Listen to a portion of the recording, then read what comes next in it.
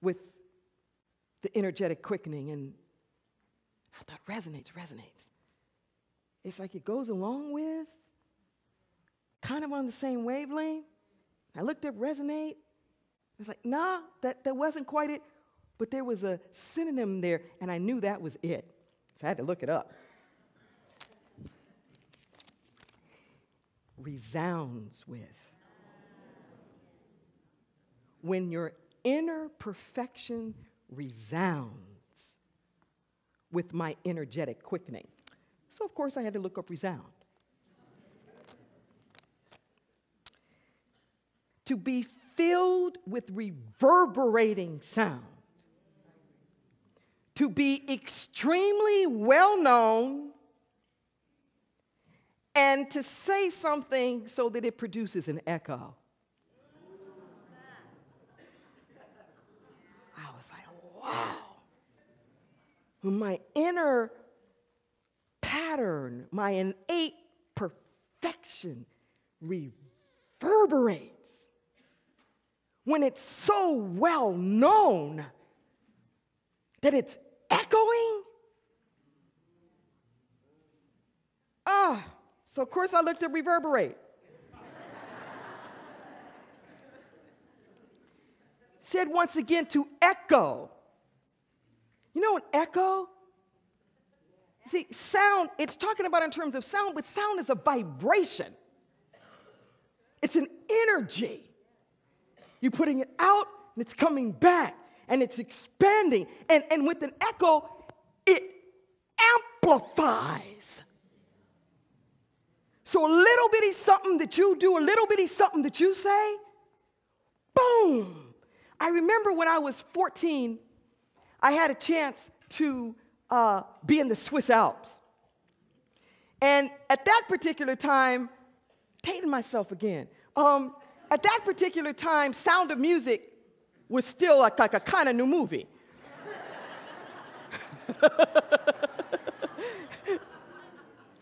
And, you know, Julie Andrews gets up there and, you know, that kind of thing. So, you know, I'm from South Central LA, but there's nobody watching me. So,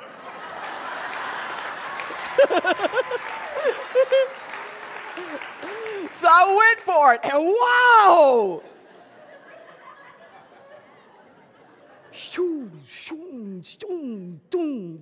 I mean, just these echoes off these mountains and these Alps, and you didn't have to shout. You didn't have to shout. It describes reverberate. It says it's having continuing effect, bouncing back.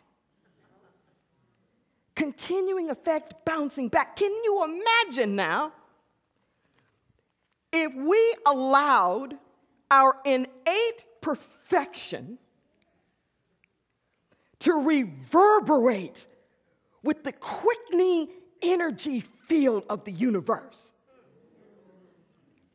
Can you imagine if we just let that happen? Can you imagine if your own innate perfection kept echoing itself back to you?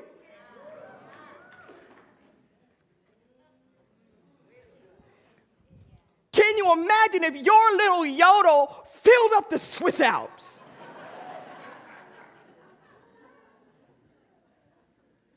If whatever healing you were doing, boom, boom, boom, boom, boom, spread, reverberated.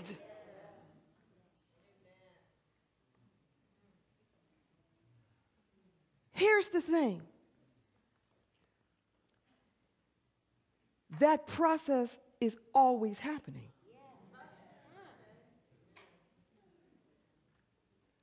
Because divine energy will reverberate and quicken anything that's being put out there. Because that's what it does.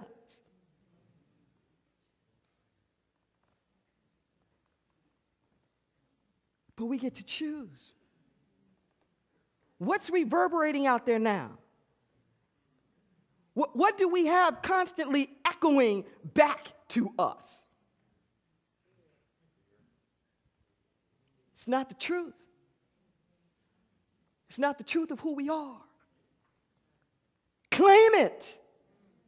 Claim it. Claim it. You know, the only thing that ever needs to be healed is a sense of separation. Whatever that is that you're praying for, know that what you're looking for, you're looking with. It's you. You are the love that you seek. You are the power that you seek. You are the abundance that you seek. You are the clarity that you seek. You are the wholeness that you seek. It's you.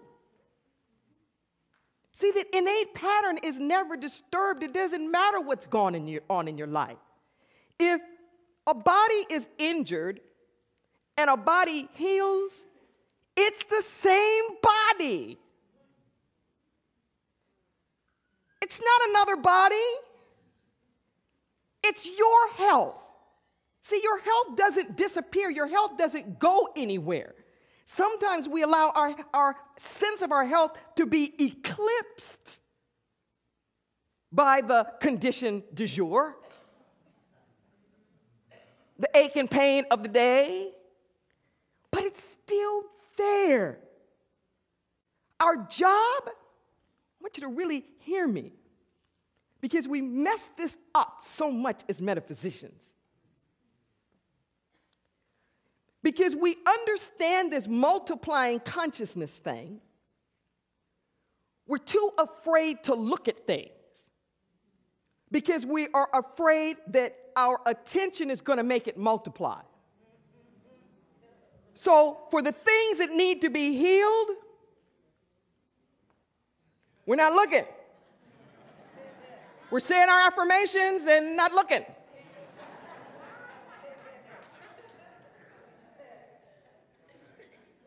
Look through it.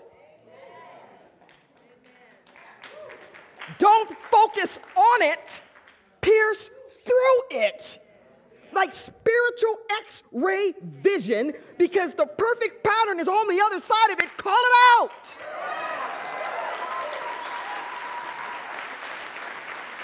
Call it out. I don't care what it is. I don't care if it's your bank account. I don't care if it's politics. I don't care what it is. The perfection is on the other side of the upset. If you're too busy turning your attention away from the upset, you're turning your attention away from where the healing is. You pierce through it. You empower anything you're not willing to look at.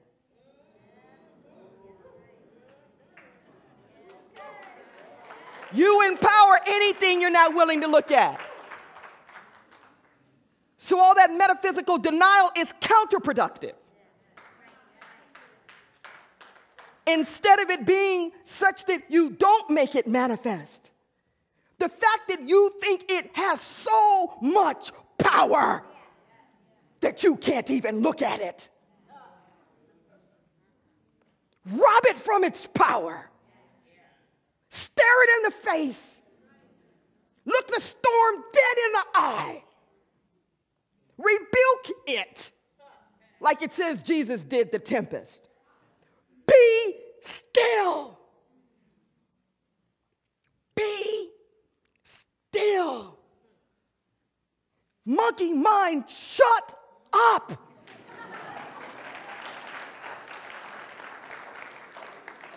You're never going to quiet monkey mind by running away from it. Shut up. Those places that feel like we're broken or wounded, got to call it out.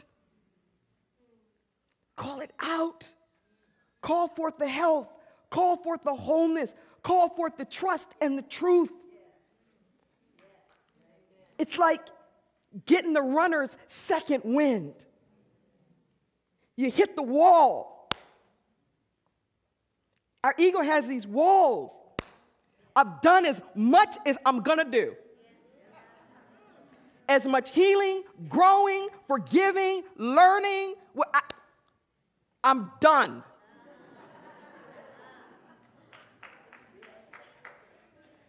And that's when you have to dig down deep. There's a reservoir. I want you to really hear me. I'm ending now, but you got to hear this. The healing comes when you tap into the reservoirs you don't think you have.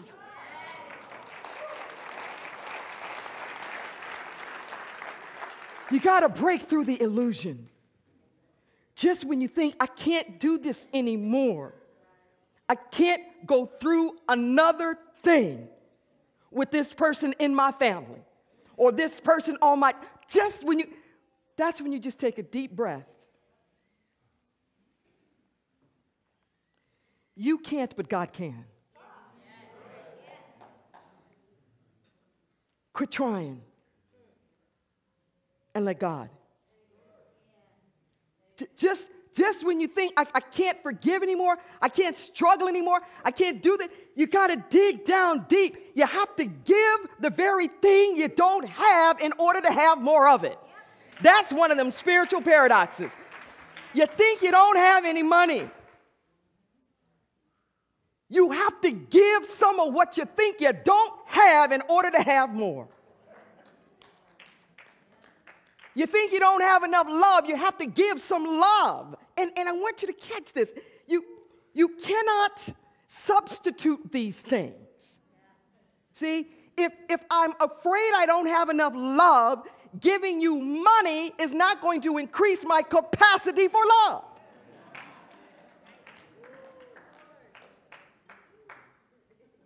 Or vice versa.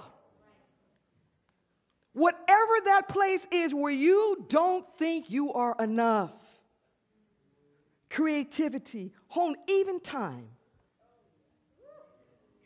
Those places where you don't think you have enough time to pray or to meditate or to go deep or to be creative, if you took the time, you would appear to have more time. Everything else will happen faster. What you thought was going to take you 3 weeks takes you 1. What you thought was going to take you 3 hours takes you 30 minutes. If you have the courage. The question that Jesus always asked was, wilt thou be whole? Sometimes it's translated as saved. But make no mistake about it, scripturally speaking, saved is whole. Not saved from some external, saved from your own fragmentation. Saved from your own ignorance. Saved from your own disassociation with your good. Just cooperate. Let us pray.